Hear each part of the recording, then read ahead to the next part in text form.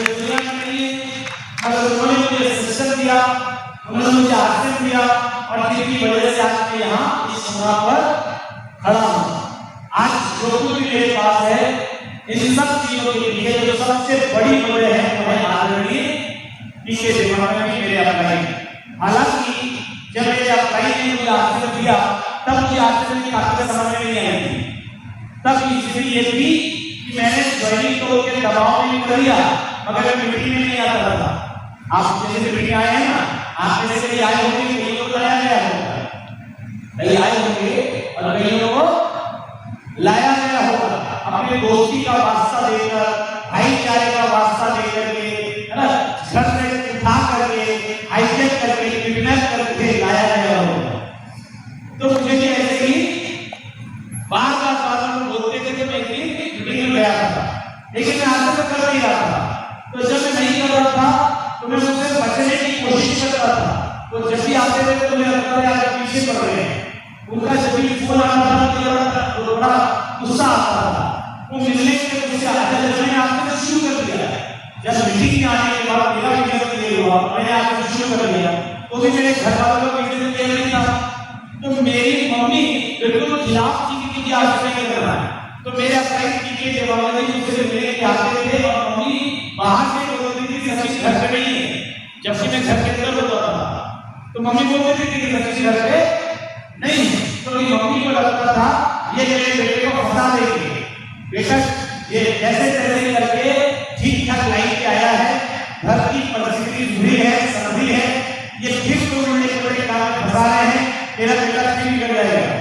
ये हालात थे, ये सोच की समय।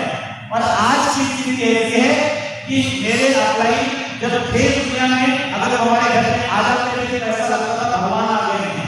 उनकी खातिरदारी, उनकी सेवा, सब खड़े हो जाते थे, उनकी इज्जत, उनका सम्मान, उनका रिस्पेक्ट। क्यों? क्योंकि उनकी वजह से ही मेरे जीवन में कामयाबी आई।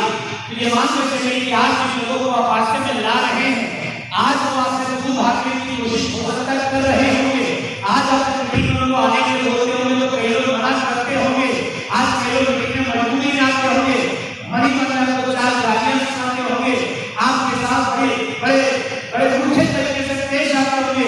लेकिन मैं आपको इस बात का विश्वास दिलाता हूँ, यदि आप अपने काम में ईमानदारी से लगे रहे, अगर आप लोगों की मदद ईमानदारी से करते रहे, अगर आप सीखते रहे, अपनी योग्यता को विकसित करते रहे, लोगों की भी मदद करते रहे, उनको आगे बढ़ाने में लगातार प्रयास करते रहे, तो एक दिन आएगा कि आप मिट्टी में वो लोग भी कामयाब होंगे। आप तो होंगे ही होंगे, लेकिन आप मिट्टी में लोग भी कामयाब होंगे। और वो दिन वही लोग जो आज आपको देखकर गालियां देते हैं, वही आपको देखकर गालियां बजाएंगे। यस, क्या तैयार है इसके लिए? क्या तैयार है इसके लिए? यस, क्या चाहते हैं कि वो आपकी जिंदगी में आए? यस। रेड कार्पेट सेलिब्रेशन में आप कैसे खड़े होंगे?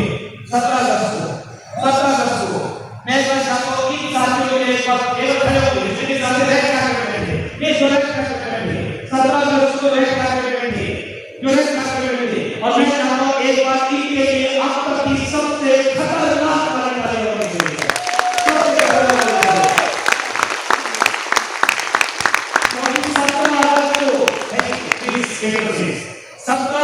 होंगे, एक नया इतिहास बना। 17 अगस्त को नया इतिहास बना और आप उस इतिहास के गवाह हैं। आने वाले समय में जब पूरे हिंदुस्तान की तस्वीर बदलेगी, आने वाले समय में जब पूरे हिंदुस्तान की शक्ल बदलेगी, जब हिंदुस्तान में बेरोजगारी खत्म हो जाएगी, उस समय निश्चित रूप से आप बड़े होंगे जिनको इस बात का फख्र होगा कि जब इसकी नींव रखी जाएगी तो मैं भी वहां पर मौजूद था।